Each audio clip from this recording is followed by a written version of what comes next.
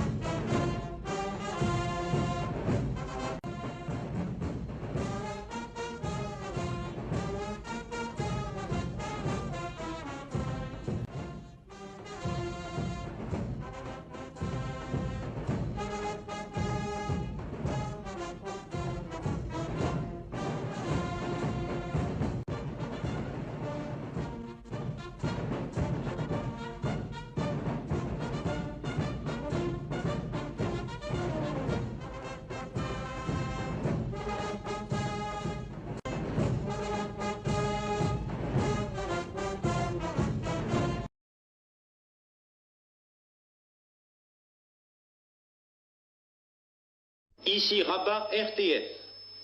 En 2 heures de défilé, l'armée marocaine a signé ce matin son acte de naissance aux yeux du Maroc et aux yeux du monde. Elle l'a fait devant son sultan, chef suprême, son jeune chef d'état-major, le prince Moulay Hassan, mais aussi devant M. Savary, chargé des affaires marocaines et tunisiennes, et M. Dubois, représentant le gouvernement français, devant le général Valigno, haut commissaire d'Espagne, et les consuls des pays étrangers représentés au Maroc. La foule, plusieurs dizaines de milliers de personnes, 100 000 peut-être, lancées à l'assaut du cours Lyotet, la grande avenue de Rabat, l'a plébiscité, signe peut-être de détente dans un Maroc livré au tourbillon de son indépendance. Mais quelle est cette armée? J'étais ce matin sur le cours Lyotet inondé de soleil, la musique de la garde royale scande le défilé.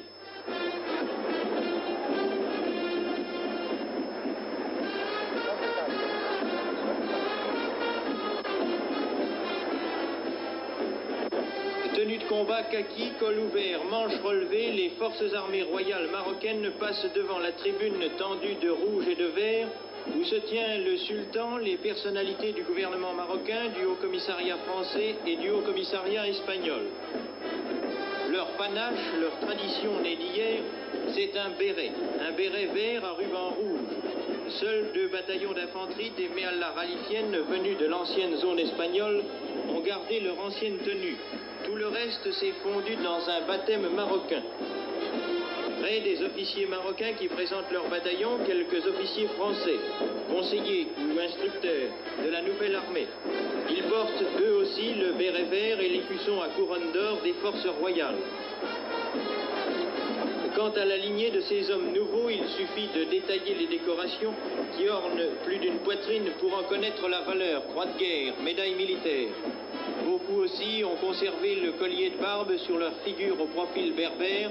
C'est toute une histoire en marche. Le jeune chef d'état-major, le prince Moulay Hassan, tout de blanc habillé, bottes de cuir noir, épaulettes rouges à parements d'or, regarde debout dans son commande-car ses troupes passer devant lui. Armée de tradition, armée moderne, derrière l'infanterie, voici les blindés.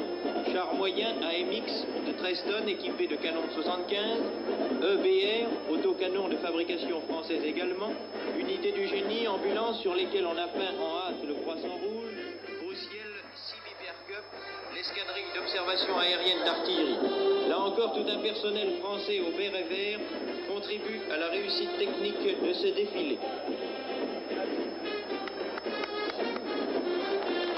Au total, 15 000 hommes, 12 bataillons d'infanterie, 1 bataillon de génie, 2 escadrons de blindés, 2 batteries de 105 et les services annexes.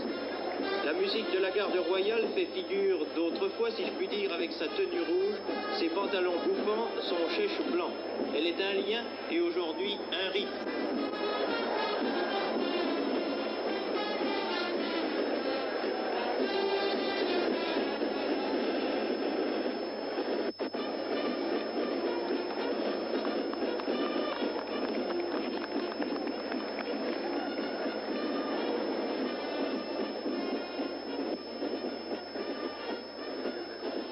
Le défilé devait se terminer à midi. Le sultan remercie son fils et, longuement applaudi, regagne son palais impérial.